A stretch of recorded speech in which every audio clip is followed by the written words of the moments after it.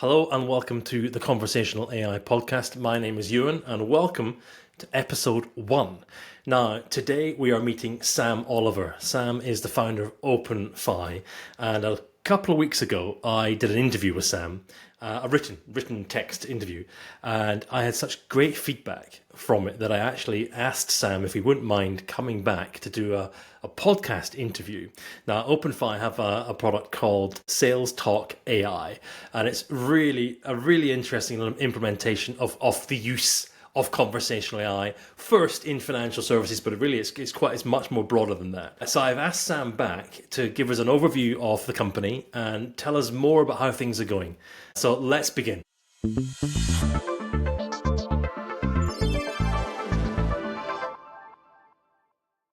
Sam, thank you very much for being with us. Can you, first of all, give us an overview of you, and then let's come to the company. There, Ewan, thank you so much for having me. So I've been involved in a number of different businesses. My current venture is called OpenFi, and we are building a conversational AI product called SalesTalk, which automates the SDR, or Sales Development Representative role, of taking completely unqualified traffic and leads to a customer's website and booking and qualifying them and then booking them in for appointments with their sales teams, as well as taking customers' existing data of clients that they've maybe not contacted in a long time and running conversational AI campaigns to those customers to re-engage. Before this, I ran my own company called Lead Pro, and we did marketing automation for estate agents in the UK. We grew that to about 37% market share, working with all the big names, so Connell's Countrywide Group, LSL PLC, Winkworth, Knight Frank, and then we exited that to private equity in 2021. And before that, I was involved in quite a lot of property renovations and developments as another business. No, it's an awesome overview, because when we last talked, we talked for the interview piece, the written piece, and what occurred to me there is essentially you had an unfair advantage in a very good way with what you were seeing at Lead Pro and with the estate agents, because that mortgage or that financial conversation was part of that flow, as I understand it. Would you say a little bit more about how you got to this point with OpenFi? Yeah, it's interesting. The term unfair advantage, I would rephrase that to an earned advantage. It's definitely an advantage, that's better. But my gosh, did we earn it. So with Lead Pro, what we would do is we would take inquiries from Rightmove and the customer's own website, and a lot of these big estate agents that have hundreds of offices, they would be getting thousands or tens of thousands of inquiries per day.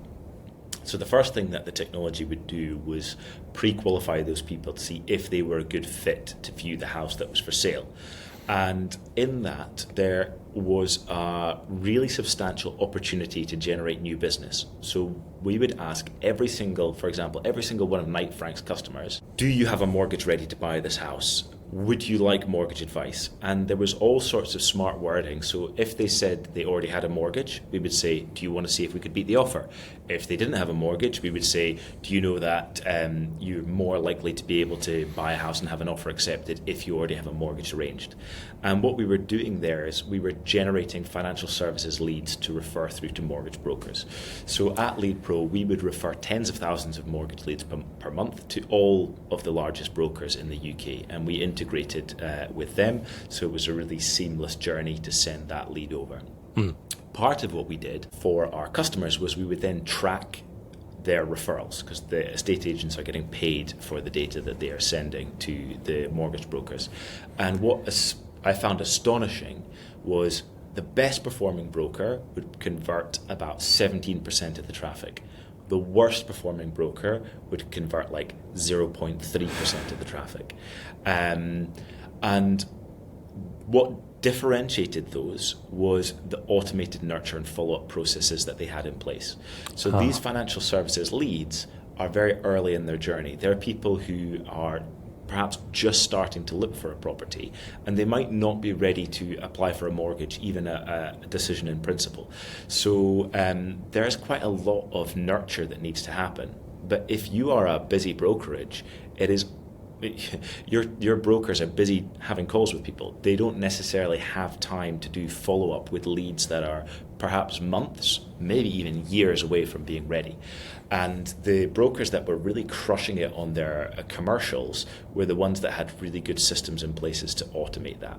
Right. Often those systems may still be manual labor, where they would have large admin teams supporting the actual brokers who are the ones authorized to give advice. And when I had exited Lead Pro in 2023, I thought, I think that conversational AI can add a huge amount of value to this process. And I think where the real innovation that we're delivering with SalesTalk AI is, most conversational AI is inbound. So it's a case of the consumer is going to the AI and saying, tell me the best way to boil an egg, or tell me how to compare a lawyer, or tell me how to pick a mortgage broker. And there are still not that many AI applications that are outbound, where we are teaching the AI to go proactively to a customer and say, hey, you got in touch a week ago and we haven't heard back from you. Or, hey, I know that applying for a mortgage can be a bit daunting. Here's a couple of things that might help you. And what we see in automated marketing is traditionally this concept of like broadcast marketing. Right. So you will have an email newsletter that goes out to 15,000 people in your database. But that email newsletter is identical to all 15,000 of those people. And it's not necessary. There will be a call to action, like click here to find out more, but it's not necessarily a two-way conversation. And what is so earth-shatteringly powerful about conversational AI is that it's not a broadcast, it's a conversation. So it will have relevant details like, I know your wife or husband wanted a little bit of time before they decided to speak to a broker. Did you manage to have that conversation? Which is a world away from 3 tips on how to get a mortgage arranged, which is normally going out. And this level of human interaction that is personalized, but that is also outbound, where the AI is constantly making an effort to follow up with you, that is where the big value is in what we're working on. Had you seen examples of this before you developed it? You know, in other markets perhaps, or was this something you're saying? Look, based on what I've seen, let's try this. I'm wondering if you had a really good experience elsewhere, or was this you've originated this essentially? So, as much as I would love to claim to be the originator, I think there are other good examples of this. And the one that really springs to mind is Duolingo. And I bought some shares in Duolingo. I've used it for years. And some people hate the Duolingo owl because it is the master of guilt tripping. Yes. You will get a notification on your phone saying, you haven't practiced Spanish in 3 months. And there was a really big study on Duolingo because some people felt that their process was verging on harassment. You know, it'll text you and email you saying, you know, you normally practice at 8 p.m. and you haven't practiced today. But their conversions to paid, I think in the last year, you have to fact check this, I think they had a 500% increase in conversions to paid when they started really upping the outbound. Right. So I guess it's probably, there's nothing quite like what we're doing that I had seen, yes. But there's comparables. So I drew on that earned advantage of knowing the mortgage and property space and knowing the numbers. And then other businesses, particularly technology businesses, that are doing a great example of outbound automation. And then the power of these large language models, which really humanizes and personalizes the data. And it's somewhat of a perfect storm of thinking, wow, yes. There's these really valuable businesses that are not doing a good job. There's amazing outbound automation, and there's exceptionally personalized and human LLM technology that can pull this all together really nicely to create a real win-win for the consumer, to hold their hand in a beautiful way, very supportive, and also for the business to increase revenues and save money on their processes. Can we do a quick word on security, compliance, or those kind of aspects here? How are you making sure that your outbound bot isn't going to respond with some excitement, let me say? Yes. Right? Okay. How's it going to behave? Yeah. There's a couple of different components here. I'll split one, which is GDPR compliance, and then I'll go the other, which is the difference between generative and predictive AI risks. Right. They're very separate points and both really important. The first and most important point to do with GDPR data. The best way to set this up is the source of truth and where all of the GDPR data should be stored is in the customer's database or CRM. Right. So that is all existing and protected. And then as an AI, a conversational AI application, when we engage with their database, all we want to do is have the hashed reference number for the person.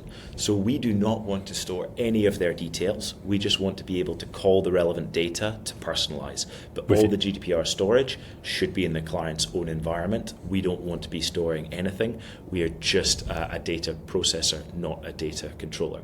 Right. The second part, which is probably the less understood and more concerning for people who are interested in implementing AI in large financial institutions, is about hallucination risk. So when will an AI give the wrong information?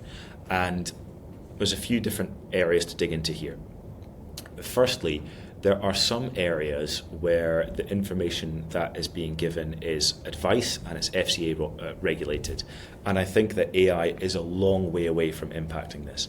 Everything that we're doing is the sales development representative role, which is not regulated activity at all. It's just data processing, and it's like an exceptionally smart questionnaire that is outbound.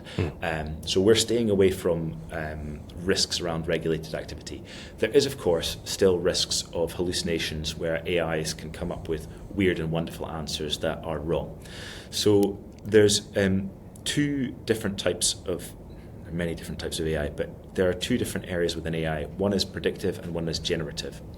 Predictive is essentially where you're training the AI on a data set and it is able to predict an answer that is from that data set. Generative, you're training on a data set and it is then able to extrapolate and use that data set to come up with completely new ideas. And this is where there is a bigger risk of hallucinations. Now, inside AI applications, there's this concept called temperature. And temperature is kind of like creativity. So it's what amount of leeway do you want to give the AI to come up with these new neural pathways to come up with creative ideas. So if you set a temperature of 0, the AI will only be able to regurgitate training data. So it will not be able to come up with anything at all that is not existing inside its databases. If you set the temperature at 100, it will be able to come up with weird and wonderful answers. So I think for large financial institutions that are worried about hallucination risks, they need to learn about these concepts and understand them. The first thing is, if you are training the AI on your own proprietary data, where you know the quality of data is good, then your risk is very low because it's real information. If you are configuring the AI to have a very low temperature, so you're not wanting it to be able to write a narrative story, movies, strips, or something. It doesn't need to write a poem and come up with images. It's doing a very formulaic answer, but in a human way. You can turn the temperature right down, which is really going to reduce your risks of hallucinations. For really large institutions, there's another 2 layers that get put in. First is manual review, where you're able to manually review what the AI is outputting. And many big businesses I'm talking to are thinking about having the AI as a co-pilot to the human. So, for example, the mortgage broker, the financial advisor is running through a call, and the AI is sense-checking things. And if anything, the AI is looking to make sure that the human hasn't messed up. Right. Like, you should really have asked this question. You've not asked it yet. Do you want to remember? This is a reminder to ask this compliance question. And then the last layer of defense, which I think is still coming, is insurance. So any big business has all sorts of risks. That might be cybercrime as a risk. Right. And they can get hacked and they can have their systems go down.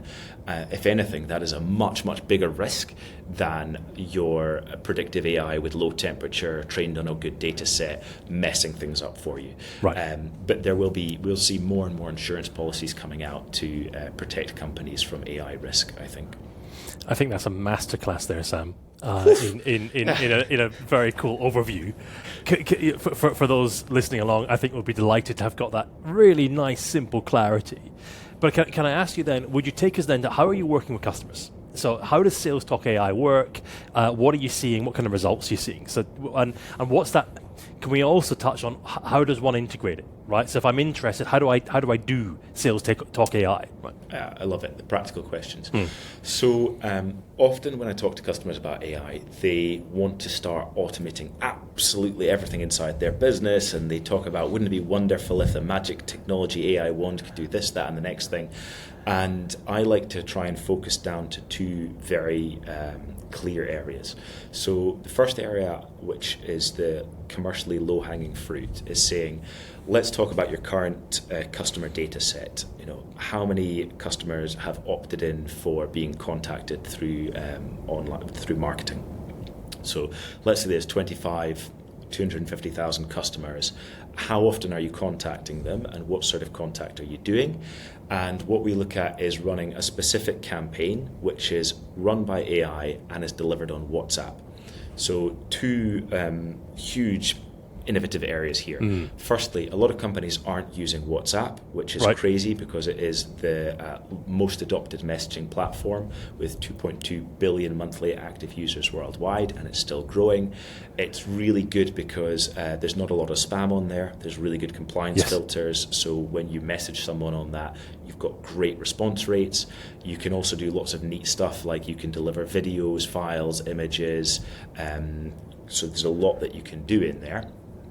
So the first thing we would say is we would set them up with a WhatsApp business account that we would manage for them, and then we would take their database of customers, and then we'd work on a campaign. So a campaign would be around a specific conversation or promotion, which large businesses are running all the time, and we would basically take whatever their outbound sales team would be doing on the phone, and that sales script gets taught to the AI, and the AI then runs those conversations with 25,000 customers on WhatsApp and starts just reaching out to them.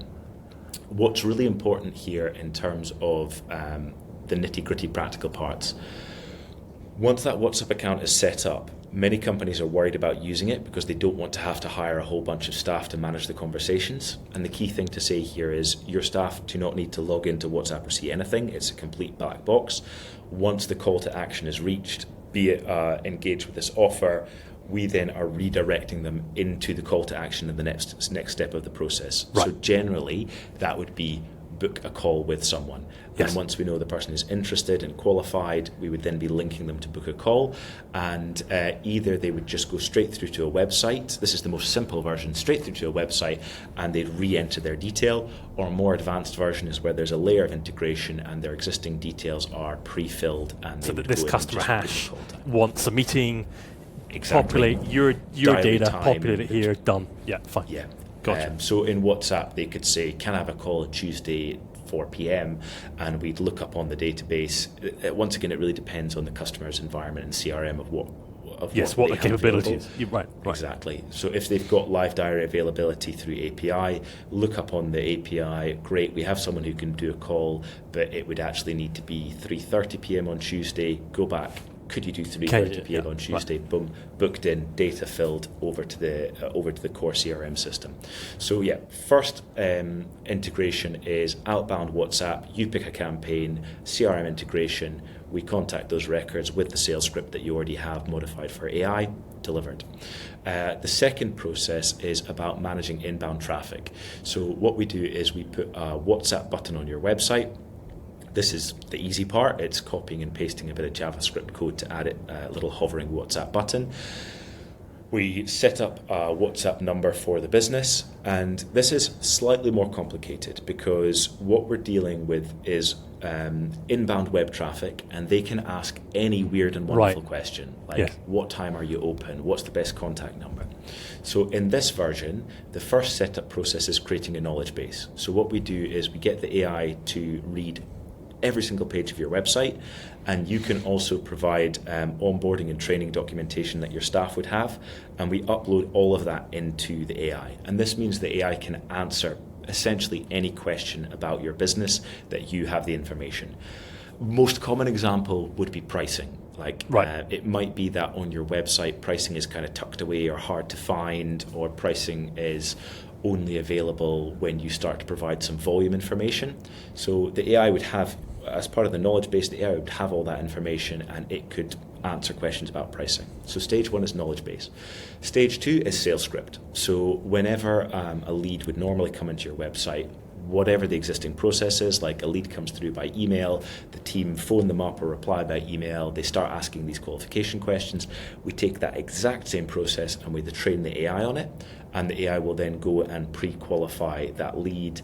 The other thing that it will do that is kind of what we touched on earlier that is so important is it will not forget to follow up. So the difficulty with human teams is we're super busy, we miss following up.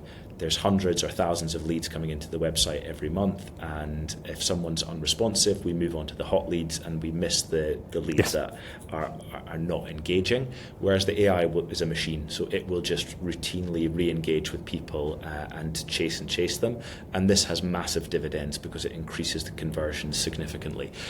So the AI will answer any question that's asked, it will run through a pre-qualification script, it will continue to chase people to get the pre-qualification answers, and then it will have a call to action. So whatever the call to action is for your sales team, once again, book a meeting, it will go through that exact same book a meeting process, and that's when it'll put the data into your CRM.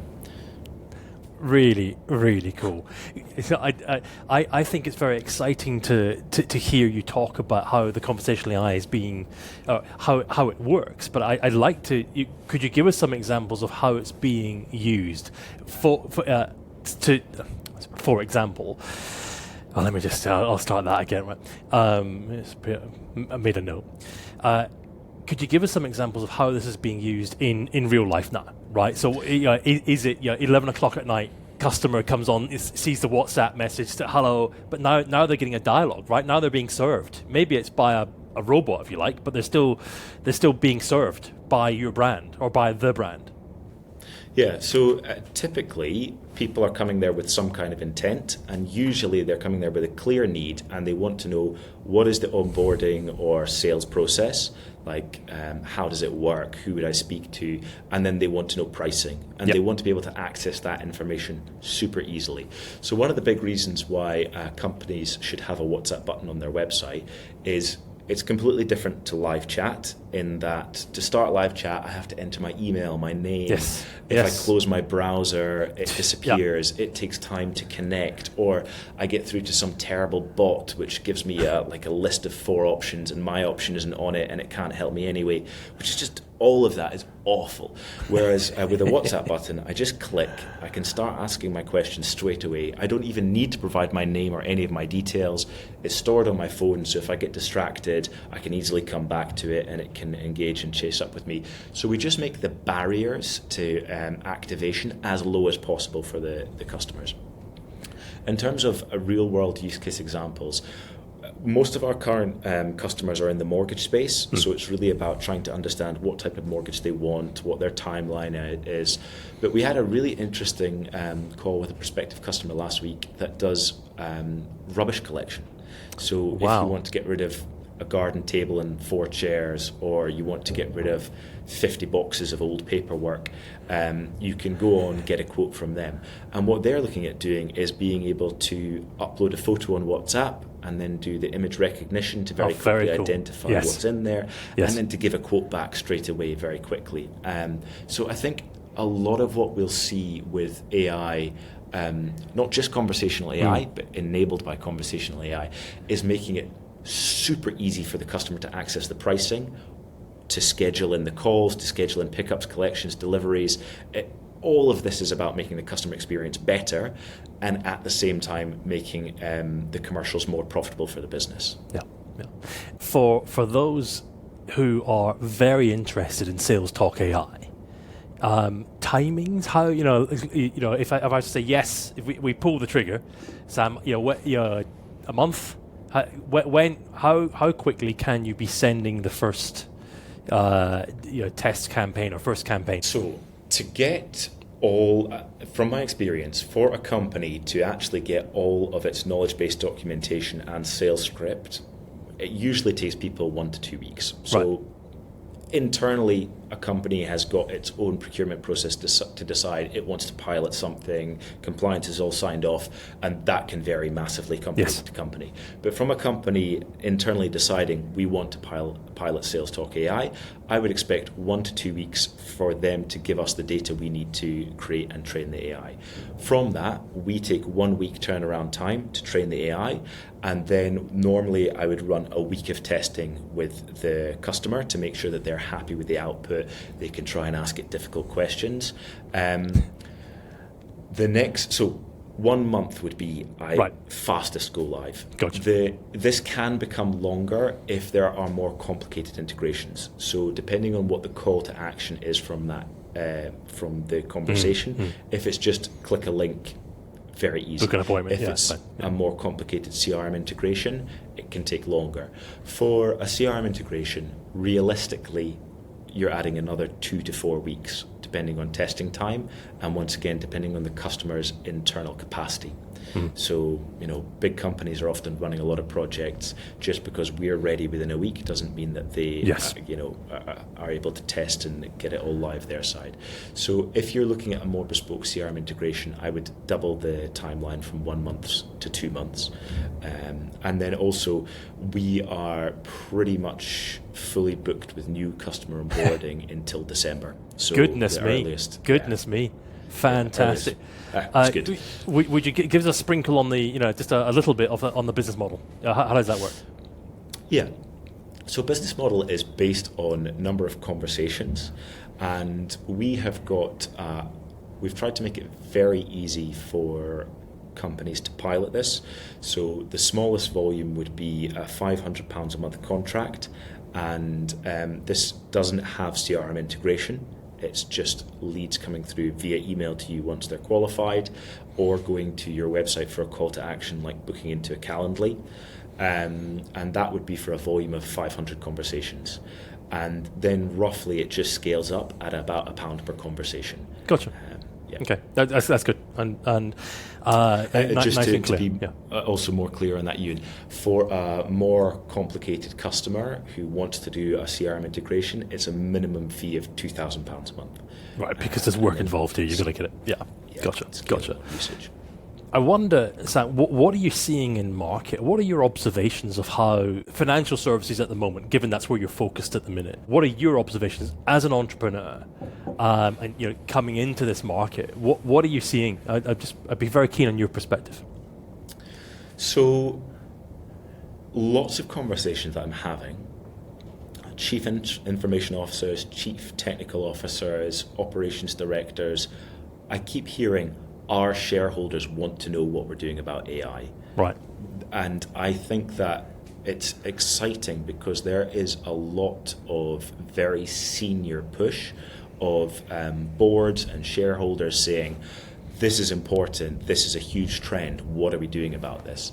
The difficulty is that companies are still catching up with this. So they're still saying, what are our policies? Do we have an AI policy? What are our risks? What's our risk management? How does this affect our insurance policy? How do we integrate this with our current operations? And I think big companies are really still figuring this out. There is also the typical question of, do we build or do we buy? Right. So we were speaking last week to one of the biggest mortgage brokers in the UK, and they said, timing is great, we're really interested in AI, our shareholders are pushing us on this.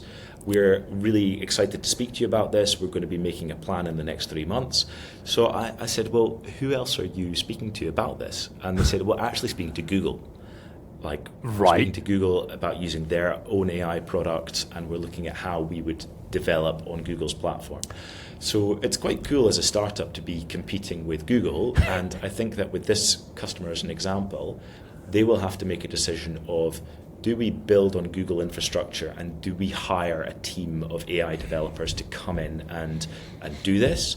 Or do we work with a provider that is going to specifically integrate and do this piece of the journey? And what I think we'll actually see with a lot of big financial service providers is I think we will see them doing both. I think they'll say, actually, for speed and to get a pilot up and running, we will work with a provider to come in and start the AI ball rolling.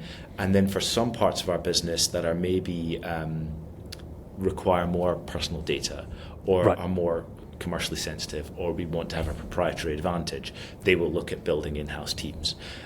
The other thing to be super aware of is it would kind of be like saying we're a big financial services company.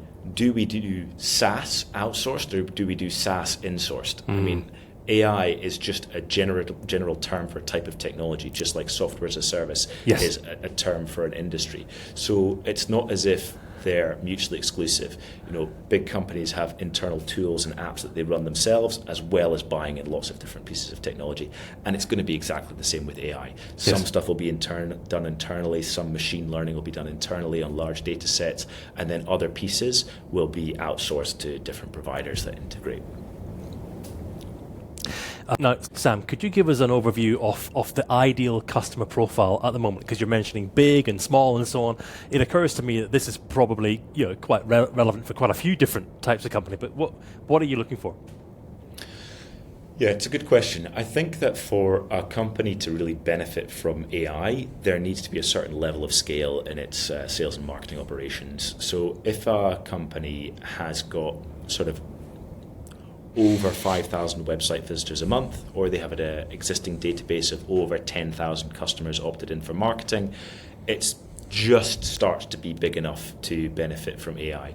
The other caveat there is around the value of the product or service that they sell. So if you have 5,000 website visitors a month, but you're selling £40 pairs of shoes, there's probably not enough margin in it for you to really optimize that using AI, because it's expensive, it takes time to set up.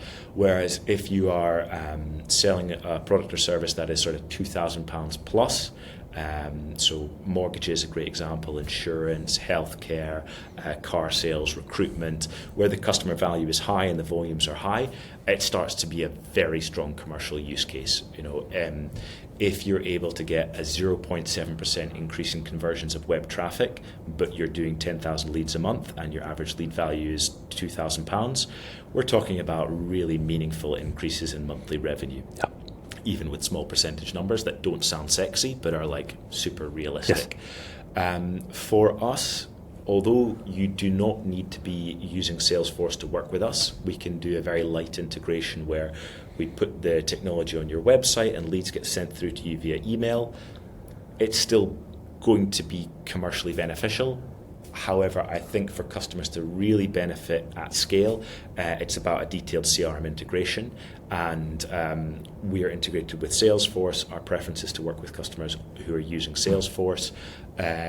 If you are not using Salesforce and you require a detailed integration with a bespoke or custom CRM, very roughly to put a cost on that, I think it's like to do a really good AI to CRM integration, it's not going to be less than £50,000 and it's not going to be less than 6 months. Gotcha. If a supplier is coming and saying, we can do a custom integration with your database in 3 weeks, avoid like the plague, because it's not going to be compliant, it's not going to be reliable, it's not going to be scalable. So picking a supplier that can integrate with you, or having the reality around the budget to integrate is important.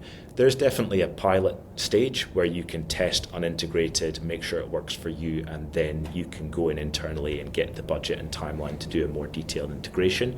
But I think it's important to be realistic about those costs. Who do you think is doing a good job out there in this AI space, Sam? Who else do you think's cool?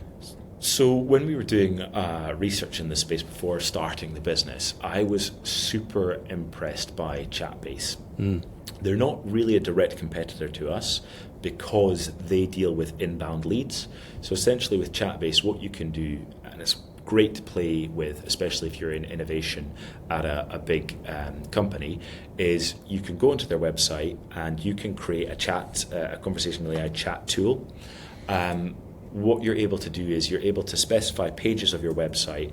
Chatbase will read all that information and it will create that knowledge base, and you can start asking questions. Really cool. And it is super impressive. Why I don't feel they're a direct competitor to us is that they're not doing that outbound component. Right. So you can come in inbound and say, what is the best holiday to book to get your best rate, and it'll look at your website policies and give an answer. But if the person doesn't then ever respond, it's not going to start pinging them and saying. So it's more of like an inbound customer service tool than an outbound SDR replacement tool, which is what we're focusing on. But in terms of a really quick and easy way to see the power of conversational AI on your own data, highly recommend playing with it on their free tool. It's exceptionally impressive and easy to use. Really cool, really cool. Sam, for those thinking, right, we need to be having a conversation, how do we reach you, Sam? What's the best way of reaching you and the company?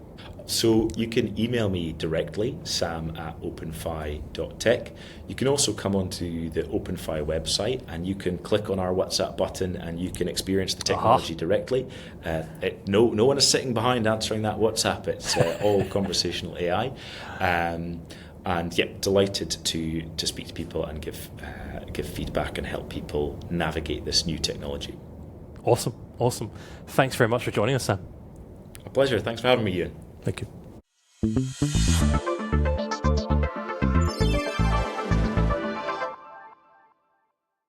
Thank you very much indeed, Sam, and thank you, dear listener. Thank you for listening to episode 1. I'll be back shortly with more. Now, if you'd like to be interviewed, if your company or if you know a company deserves to be interviewed, if you're doing something interesting and stimulating in conversational AI, I'd like to talk to you about it. So please reach out to me, Ewan at conversationalainews.com. Thank you very much. Bye-bye.